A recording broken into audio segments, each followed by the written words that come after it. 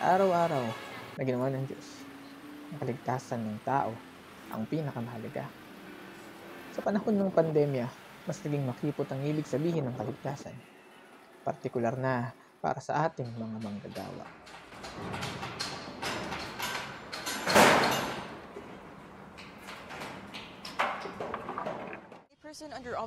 Matatandaan na December 2019 nang i-anunsyo ang unang kaso ng COVID-19 sa bansa. From Wuhan, China, via Hong Kong last January 21, 2020. Marso naman ng sumunod na taon nang magdeklara ng total lockdown si dating Pangulong Duterte. Metro Manila.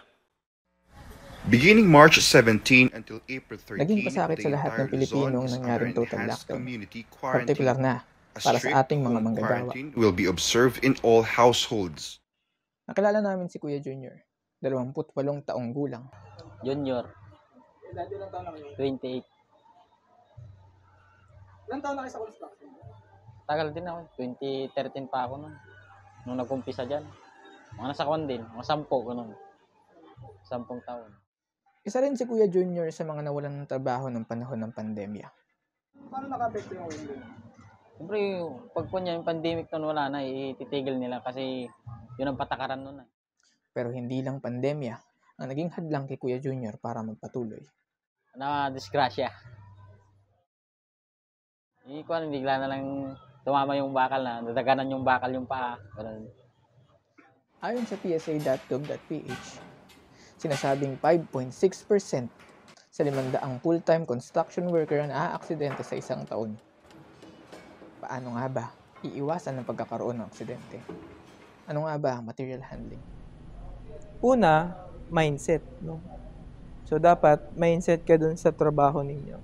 Then also, yung mga ginagamit ninyo sa commonly kung hauling ang pinag-uusapan kasi natin or yung pag-lift ng mga gamit pataas. So syempre una, yung item mo which is kung meron kang manual na chain block, so dapat certified yun ng mga professional, no? Well na din siya, well maintained. Kung may mga sira, dapat palitan. So isa din kapag mga ng handler, commonly yun talaga yung maintenance, mais na equipment, check mo muna syempre. And proper trainings ng mga tao. Then yung mga safety sa katawan. Yan ang hindi dapat mawala, yung safety sa katawan. Like yung mga ating gloves, yung mga safety shoes, no, lalo na kung nasa construction ka, yung mga hard hat. Yan, so dapat kompleto kayo ng mga ganyang gamit once na kayo mag-handle ng mabibigat na mga materials. So you also need to check the area first kung may mahuhulugan, lahat ng mga possible na ma-damage on the area. So dapat i-clear ninyo, no, proper coordination to your manpower, proper technique, bukod dun sa mga kailangan na palitan ng mga parts ng mga pang-lifting, mga permits, mga certification, proper trainings ng tao. So that nandun. So yun yung dapat mong alamin. Kapag nasa residential ka, hindi ka masyadong naman magbubuhat ng malalaki. So commonly, nandyan yung push cart. So push cart kasi ginagamit na naman yan kung ay mga 50 kilos to 100 kilos. Pero kapag higher na doon, like kapag may mga replacement kami ng mga parts at mabibigat siya, what we do is yung chain block. So meron kaming chain block na ginagamit to hang the materials and position the materials ng maayos. Nagtungo kami sa isang logistic warehouse sa Parañaque. Dito muna ini-store ang kanilang produkto bago dalhin sa planta para sa shipment. Ang company namin is si Hillebrand, forwarding company siya. So, nagkikater kami ng mga flexibags, bulk liquids, exports. Ang Hillebrand ay isang international logistic company na dalubhasa sa beer, alak at distilled spirits. Nakilala namin si Sir Maki Ogier. 7 na taon na sa ganitong industriya si Sir Maki. Maki Olier, ako yung in charge dito sa warehouse. Kami customer ni warehouse. Bali, third party warehouse namin ito. Si Sir Maki rin ang technical support at nag-handle ng inventory. Ako sa technical support ako. So, kung may mga incidents and warehousing, hawak ko.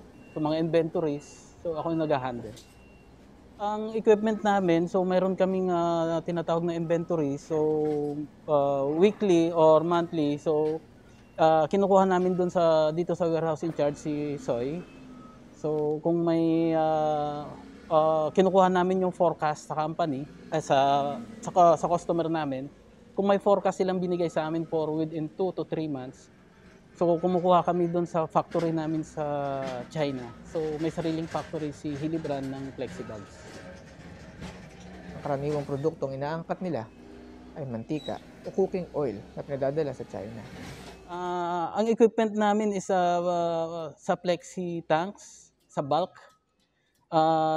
More on product na niload namin is mga oils, mga RBD coconut oils. Ito naman yung equipment, ito yung jack pallet, lifter, jack lift. Jack pallet ang tawag. So ito yung mga equipments namin. So ito tubular. May tawag ko dito. Ano ba 'yan? Steel bar, tubular. So ito set siya. So meron kaming extension, yung long. Ito yung long to yung short, may tornilyo siya. So sineset up namin siya sa containers ko kasama si drywall. So 4 na long, isang short, isang extension, isang drywall, yung isang set niya. Tapos isang flexibag. Yan. Ito yung mga equipments. Ito may mga bags kami dito. So may mga sizes yan. So ang size nito is 230, 23,000 liters capacity bag. So lahat naman yan is nasa 23,000 liters bag capacity. At depende sa specific gravity ng product na iloload namin sa flexibag. So more on 23,000 liters capacity kasi RBD coconut oil, yun yung madalas na kinakarga. Yun lang. So lahat nandyan pare-parehas ng puro flexibag na rin na niya. Ito lang yung equipment niya. So ito, tapos yung maba. Corrugated roll. Corrugated. So may kasama siyang mga cable ties at mga tapes, duct tape. Pag-install sa loob ng container para hindi malaglag. So ginagamit yung corrugated as lining sa loob ng container. Lining siya. Oo.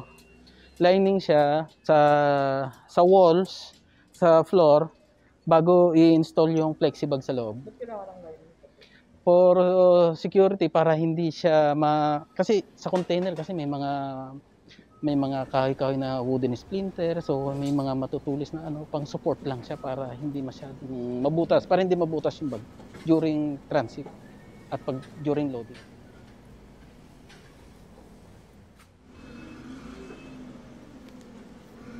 Nakausap din namin si Kuya Soy, ang warehouse in charge dito sa Parañaque. Ako ang in charge dito sa lahat ng cargo dito, lalo na kay Hilibran. Iti-text ni Sir Maki sa akin yung details nung ipo-pull out, tapos ipi-prepare ko. Pagdating ng truck, 6-wheeler, may tractor, may container, may L3.